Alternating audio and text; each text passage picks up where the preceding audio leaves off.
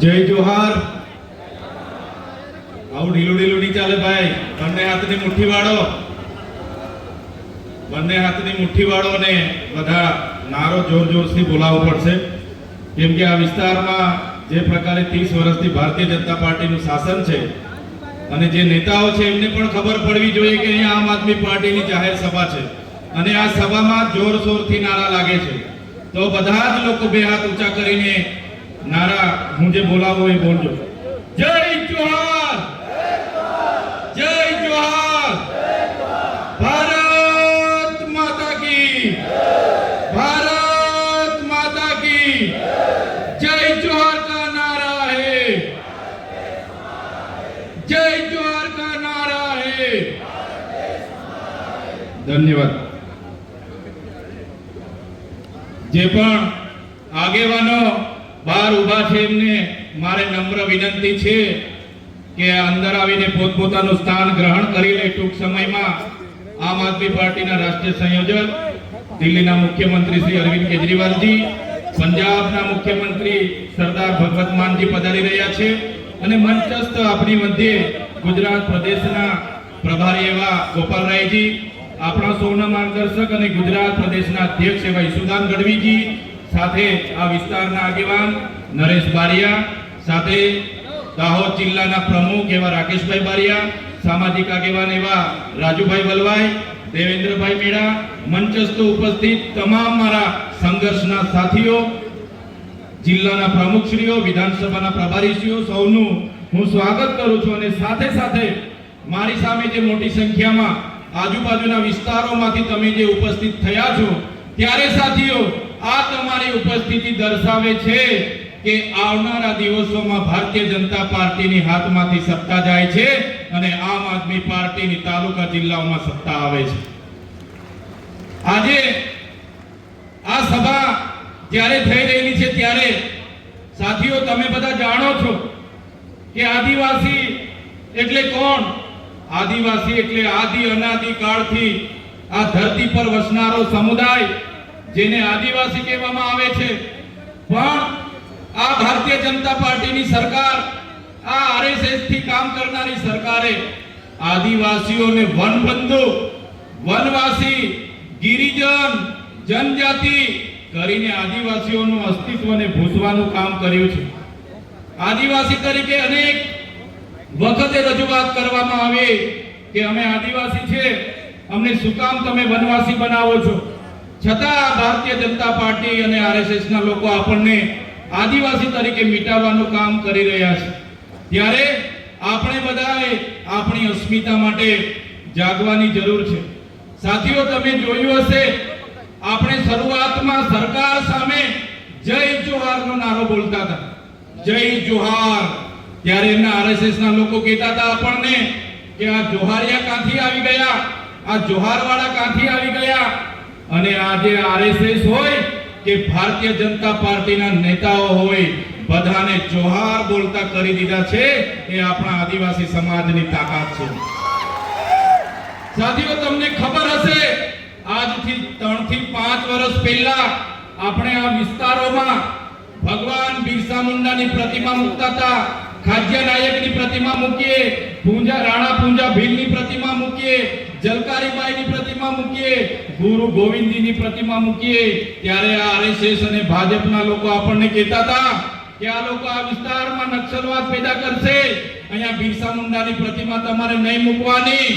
આજે તમારી જાગૃતિ એટલી આવી ગઈ છે કે આ ભારતીય જનતા પાર્ટીના લોકોને આજે જનજાતીય ગૌરવ દિવસ ઉજવવાની મજબૂરીમાં ફરજ પડી ગઈ છે। આ આપણી બધાની તાકાત છે। આજથી પહેલા કોઈ બિરસા મુંડાજીને યાદ નહોતા કરતા, તમારી જાગૃતિ આવી ગઈ, તમે ખલનાયક બિરસા મુંડા, જનનાયક બિરસા મુંડાની વાત મૂકતા ગયા। આજે દેશના વડાપ્રધાનને પણ ડેડિયાપાડામાં આવીને બિરસા મુંડાજીની પ્રતિમાને ફૂલ અર્પણ કરવું પડે, એ પ્રતિમા મૂકવા વાળા ચૈતર વસાવાન અમારી ટીમ હતી સાથીઓ। ત્યારે આ આપણી જાગૃતિ છે। આપણા ધરતી પર, આ વિસ્તારમાં આપણા જે આઝાદીના સંઘર્ષના સાથીઓ આઝાદીમાં શહીદ થયા, એ ચાહે ખાજ્યા નાયક હોય, ટાટિયા મામા હોય, ગુરુ ગોવિંદજી હોય, બિરસા મુંડાજી હોય, કે આપણા રૂપસિંહ નાયક હોય, આપણા જોરિયા પરમેશ્વર હોય, આપણા આ વિસ્તારના નાયકોએ પણ 1857 ના જંગમાં ભાગ લીધો, શહીદી વોરી, અંગ્રેજોને મજબૂર કર્યા, આ દાહોદમાં રેજિમેન્ટ બનાવવું પડ્યું, ભીલ રેજિમેન્ટ બનાવવું પડ્યું, એટલી જોરશોરથી આપણા આદિવાસી પૂર્વજો આઝાદી માટે લડ્યા. આપણે જ્યારે દેશની વિકાસની વાત આવી, આપણે જ્યારે ગુજરાતની વિકાસની વાત આવી, એ દાહોદ હોય, છોટાઉદેપુર હોય, એ નર્મદાના આદિવાસીઓ આજે ગાંધીનગરમાં જે મોટી મોટી બિલ્ડિંગો દેખાય છે ને, ગાંધીનગરનું જે સચિવાલય બન્યું છે, એ સચિવાલયમાં પણ દાહોદના આદિવાસીઓનો પરસેવો છે.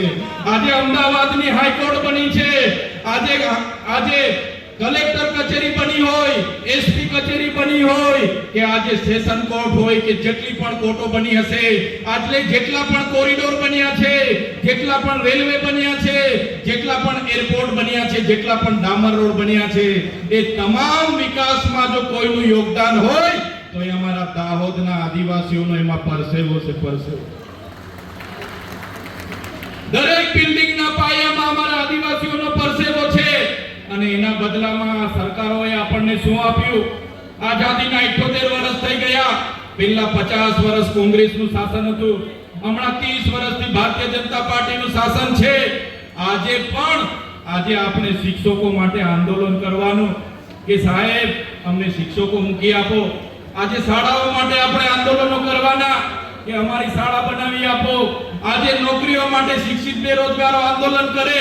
આજે આપણા ખેડૂતો આંદોલન કરે. આજે જે લોકો અહીંથી ભાગ્યા ખેતી કરવા માટે સૌરાષ્ટ્રમાં ગયા છે, એમને વળતર નથી મળ્યું, ભાગ્યા લોકો આંદોલન કરે. આજે આપણા વિસ્તારમાં આપણા અધિકારો માટે આંદોલન થાય. નર્મદાનું પાણી અહીંયા મળે એના આંદોલન થાય. નળ સે જલનું પાણી પીવાનું મળે એના આંદોલન થાય. પણ સરકાર આંદોલનને નિરાકરણ લાવવાની જગ્યાએ પોલીસનો ઉપયોગ કરીને લાઠીચાર્જ કરે છે. આપણા નેતાઓને દબાવવા માટે ખોટા કેસ કરે છે. આ મંચ પરથી એ નેતાઓને પણ કહેવા માંગુ છું, એ ભાજપના નેતાઓ કાન ખોલીને સાંભળી લે. તમને જેટલું વેઠાય એટલું જ અમારા લોકોને હેરાન કરજો, કેમ કે અમે વ્યાજ સહિત એનો હિસાબ કરવાના છે.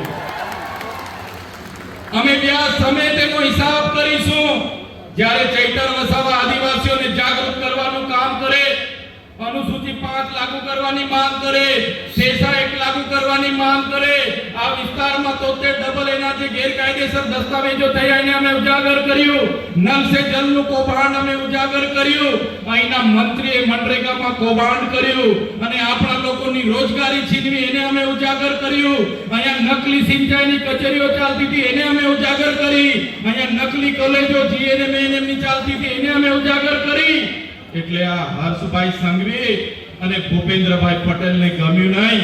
એક સામાન્ય કેસમાં મને જેલમાં નાખી દેવામાં આવ્યો અને પોલીસ દ્વારા એવી સોગંદનામા રજૂ કરવામાં આવે કે મને તારીખ પર તારીખ મને 80 દિવસ સુધી જેલમાંથી બહાર નીકળવા ન દીધો. વડોદરાની જેલમાં મને વેદના આપવામાં આવી, યાતના આપવામાં આવી અને કહેવામાં આવ્યું કે તમે આદિવાસીઓ માટે કેમ લડો છો, તમે ગરીબો માટે કેમ લડો છો, તમે ભારતીય જનતા પાર્ટીમાં આવી જાઓ, નહીં તો તમારું રાજકારણ ખતમ કરી દઈશું. ત્યારે પણ આ ચૈતર વસાવાએ પોલીસ અધિકારીઓને કીધું તો તમારી જેલોથી ડરવા વાળા ચૈતર વસાવા નથી, તમારી જેલો સામે લડવા વાળા લોકો છે, તમારી ભાજપ સામે લડવા વાળા લોકો છે. સાથીઓ તમે વિચાર કરો, એ ડેડિયાપાડાની જનતાએ, એ સાગબારાની જનતાએ, ચીકદાની જનતાએ એક ધારાસભ્ય તરીકે મને 1 લાખથી પણ વધારે મત આપ્યા. 43,000 ની મારી લીડ હતી. એક પણ રૂપિયા વગર, એક પણ દારૂની બાટલી વગર મને સ્વયંભૂ બધાએ ચૂંટી કાઢ્યો. અને આજે આ ભારતીય જનતા પાર્ટીના વડાપ્રધાન ડેડિયાપાડા આવે, મુખ્યમંત્રી ડેડિયાપાડા આવે, નાયબ મુખ્યમંત્રી ડેડિયાપાડા આવે, પ્રદેશ પ્રમુખ ડેડિયાપાડા આવે, આદિજાતિ મંત્રી ડેડિયાપાડા આવે. આજે પણ 2 મંત્રીઓ ડેડિયાપાડામાં છે અને એ મુદ્દાની વાત નથી કરતા. અને ચૈતર વસાવાએ આમ કર્યું, ચૈતર વસાવાએ તેમ કર્યું.